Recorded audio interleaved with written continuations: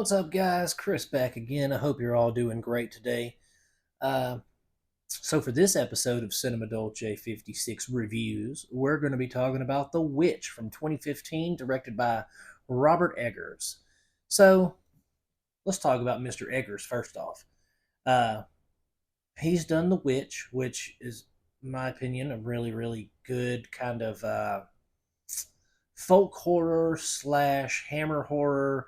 It's a very antiquated horror film. It deals with a lot of prejudices and beliefs of Puritans. You know, back when they first came to or came from England to the United States and stuff. And and then he also directed one of my personal favorite movies from the past couple of years, The Northman, with Alexander Skarsgård. That was an excellent period piece film. I thought it really encapsulated the Viking lifestyle pretty well. Um, but today we're talking about The Witch. So The Witch is based, like I said, it deals with a lot of superstitions and premonitions and uh, I almost say prerequisite thoughts, but predispositions. There we go. About religion and the devil and things like that in the I, I'm guessing 1700s America, something like that. So they Anya Joy Taylor or Anya Taylor Joy. Anyway, the girl from the Northman and the Queen's Gambit, she's in this, and she plays a girl who she's kind of rebellious. She doesn't do the whole believe that all we are is sin and we deserve to go to hell and we have to pray to Jesus. Like she's just really she rebels against those notions, against religion, basically. And in the process of rebelling against these things, she basically alienates herself from her family, from her, I want to say, super Puritan mother who thinks, if you think or say or do anything that is unpleasing to the Lord, that you're a witch. You're going to hell. You need to be burned at the stake, kind of thing. Her father, on the other hand, is more accepting of her rebellion. He's kind of like, she's just a girl. There's no way that she's doing all this. You're being ridiculous. Uh, but then, she turns the table on her siblings who think that she's a witch. She's like, no, y'all are the ones that are witches and making pacts with the devil. So they have this goat named Black Phillip. And Black Phillip is supposed to be the representation of the devil for this family. And Black Phillip is a son of a bitch. Let's just be honest. He's mean. He's and the funny thing is, this goat does nothing in the movie. Like he does one thing that's kind of atrocious, but other than that, these people are projecting their fears and their hopelessness onto this goat, saying that he's the devil, that he's the one, that she's making a pact with him. She's laying with this goat in the barn. Just ridiculous, preposterous, superstitious things that people back then would say. To me, this really isn't even a horror movie as much as it's like a character study on a dysfunctional 1700s family.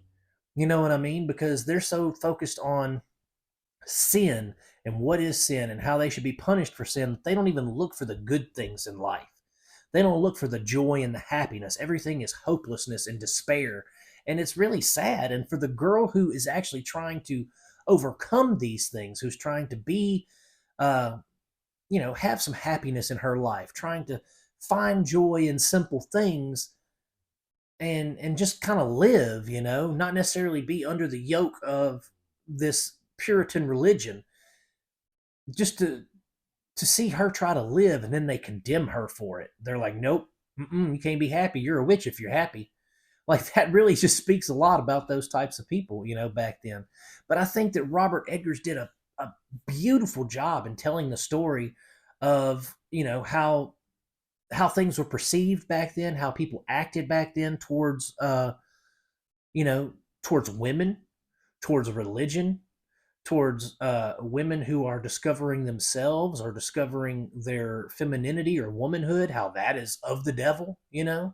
Like it really is kind of a character study, like I said, on the peoples of back then, and what they went through and what they did in their trials and tribulations. I mean, they're at the beginning of this movie, the family that Anya Taylor Joy is with, she they are being kicked out of their Puritan settlement because apparently they're going against God.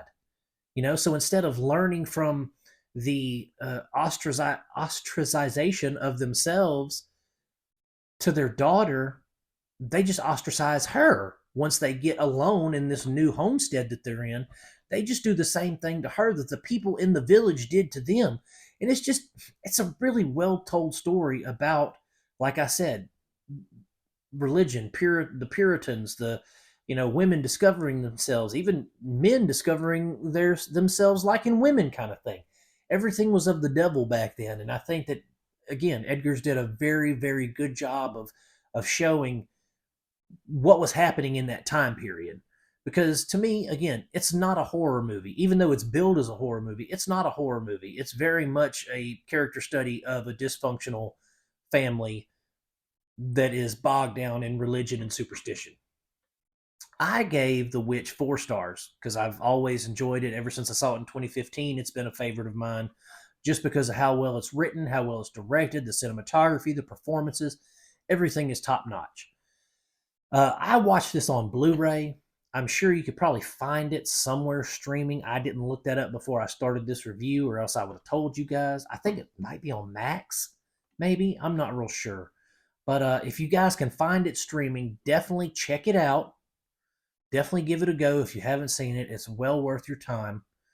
Um, and if you like the videos, like and subscribe. Ring the bell for notifications. Hop over to Facebook. Join up on the group.